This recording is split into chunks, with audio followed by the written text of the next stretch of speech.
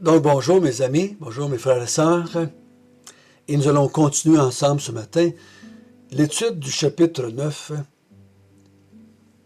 où est-ce que Jésus va nous parler de l'incrédulité de la race humaine. Notre bon Père du ciel, nous sommes heureux, nous sommes remplis de reconnaissance, d'adoration, par le fait que tu nous admets dans ta présence. Nous qui, par notre nature, nous étions des êtres rebelles, ennemis, des êtres qui t'avaient rejeté.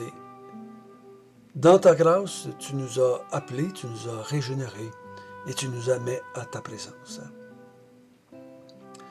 Tu nous admets à ta présence pour te servir, tu nous admets à ta présence pour te louer, t'adorer.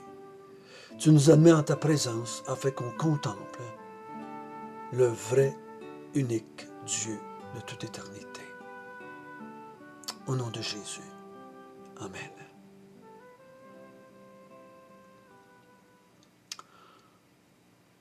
Nous sommes encore dans le chapitre 9 et on est encore parmi, dans le nord de la Galilée du moins, et peut-être au nord de la Galilée, et au lieu d'être... On ne sait pas où il se situe parce que il s'en vient après la transfiguration, il descend de la montagne et on ne sait pas où que la montagne se situe. Est-ce que c'est à l'Hermon, c'est-à-dire qui était complètement au nord de la Galilée, ou c'était dans la Galilée, mais au nord, dans le nord de la Galilée. Donc on ne sait pas au juste, mais il s'en vient et il descend avec ses disciples. Et on a vu hier la question que ce qui arrive à Jésus, c'est ce qu'il était écrit de lui. Comme il avait été écrit de Jean-Baptiste, il a été écrit de lui qu'il souffrirait, qu'il serait méprisé, rejeté et qu'il se ferait tuer par les Juifs.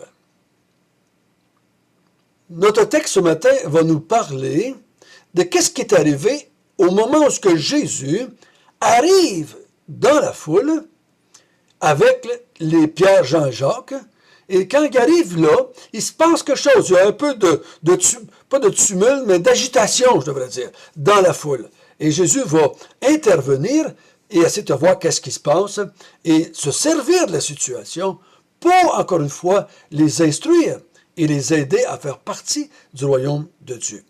Nous allons lire, si vous voulez bien, notre texte à partir du chapitre 9, verset 14 jusqu'à 29. Lorsqu'ils furent arrivés près des disciples, ils virent autour d'eux une grande foule et des scribes qui discutaient avec eux. Dès que la foule vit Jésus, elle fut surprise et accourut pour le saluer. Il leur demanda « De quoi discutez-vous avec eux ?» Un homme de la foule lui répondit « Maître, j'ai amené auprès de toi mon fils qui est possédé d'un esprit muet. En quelque lieu qui le saisisse, il le jette par terre, l'enfant écume, grince des dents, il devint tout raide. J'ai prié tes disciples de chasser l'esprit, et ils n'ont pas pu.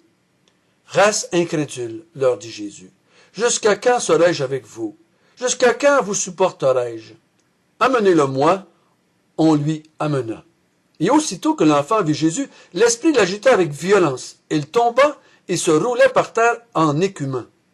Jésus demanda au Père, « Combien y a-t-il de temps que cela lui arrive? » « Depuis son enfance, répondit-il. Et souvent l'esprit l'a jeté dans le feu et dans l'eau pour le faire périr. Mais si tu peux quelque chose, viens à notre secours, aie compassion de nous. Jésus lui dit, « Si tu peux, tout est possible à celui qui croit. » Aussitôt le père de l'enfant s'écria, « Je crois, viens au secours de mon incrédulité. » Jésus, voyant accourir la foule, menaça l'esprit impur et lui dit, « Esprit muet et sourd, je te l'ordonne, sors de cet enfant, et n'y rentre plus. » Et il sortit en poussant des cris et en l'agitant avec une grande violence. L'enfant devint comme mort, de sorte que plusieurs disaient qu'il était mort. Mais Jésus, l'ayant pris par la main, il le fit lever, et il se tint debout. Quand Jésus fut entré dans la maison, Ses disciples lui demandèrent en particulier, « Pourquoi n'avons-nous pu chasser cet esprit? » Il leur dit, « Cette espèce-là ne peut sortir que par la prière. »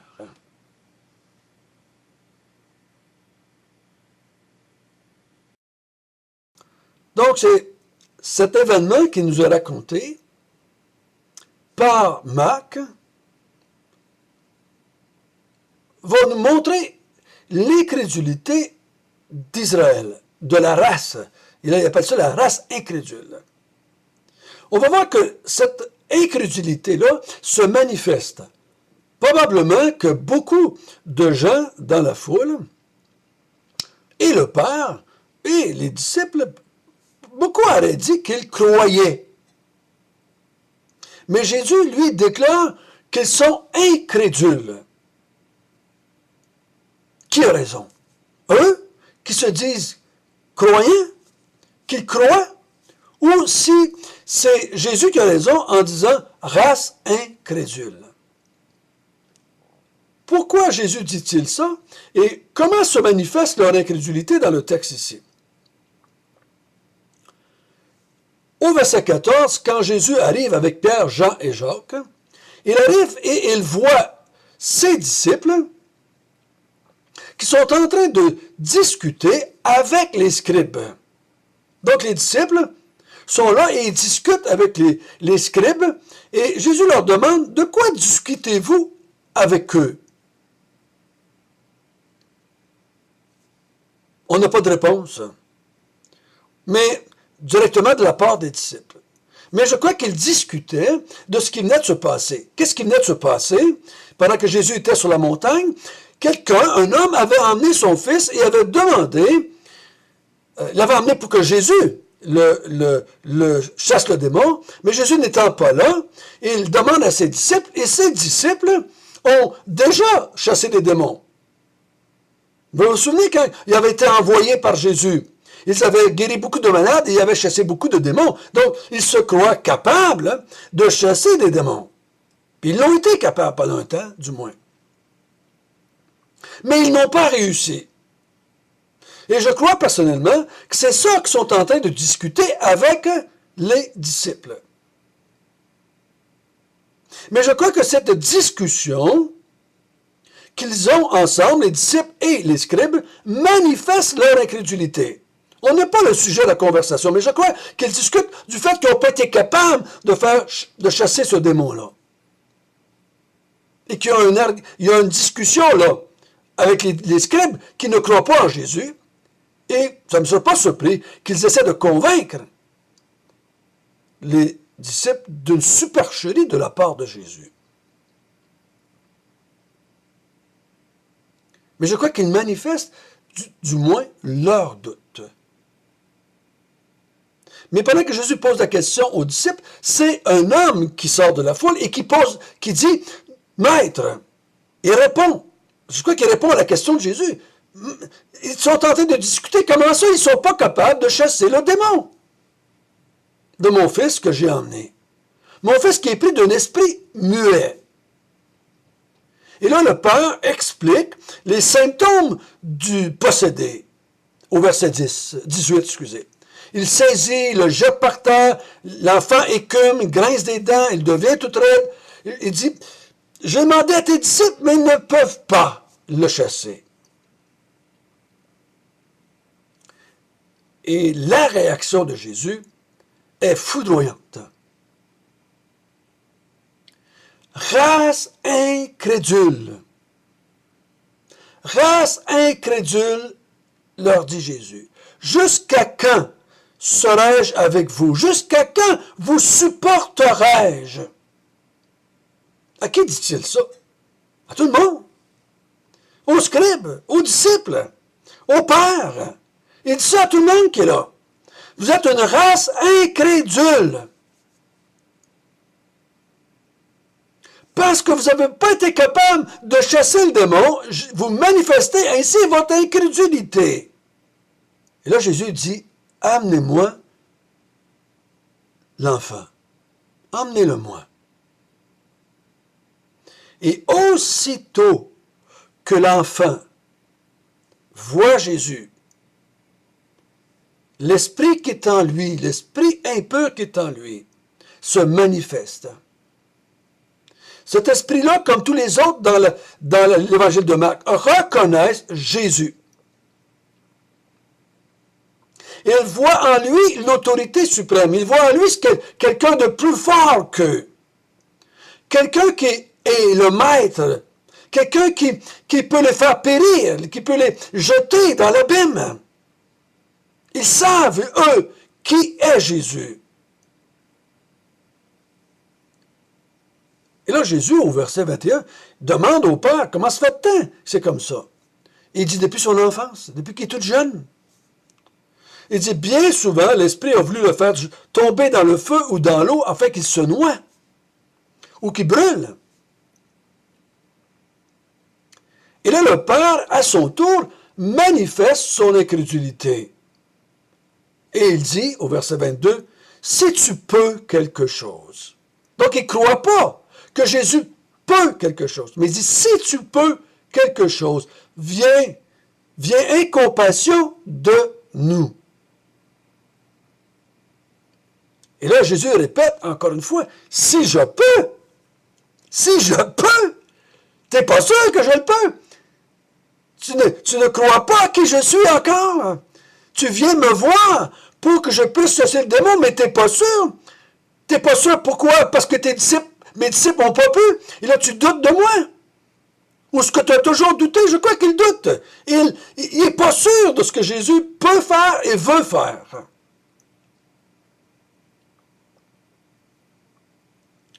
Et là, l'homme, au verset 24, dit, « Je crois. »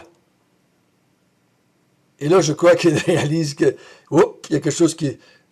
Jésus vient de me dire que je ne crois pas, qu'il a traité la foule de race d'incrédules, et je crois... Non, je devrais plus dire, « Viens au secours de mon incrédulité. » Tu ne peux pas avoir les deux. Tu ne peux pas être un croyant et être un incrédule. Parce que les deux c'est une contradiction. C'est comme blanc-noir. C'est comme vie-mort. C'est comme lumière-noirceur. C'est contradictoire. Tu ne peux pas dire je crois et je suis incrédule. Je crois que le Père est en train de dire qu'il réalise son incrédulité. Et c'est ce que Jésus voudrait que toute la foule crie bien fort. Viens au secours de notre incrédulité. Au lieu de crier comme les scribes, au lieu de crier comme les disciples, au lieu de crier comme le Père, je crois, criez plutôt, viens au secours de notre incrédulité. Change-nous, donne-nous la foi, rends-nous capables de croire.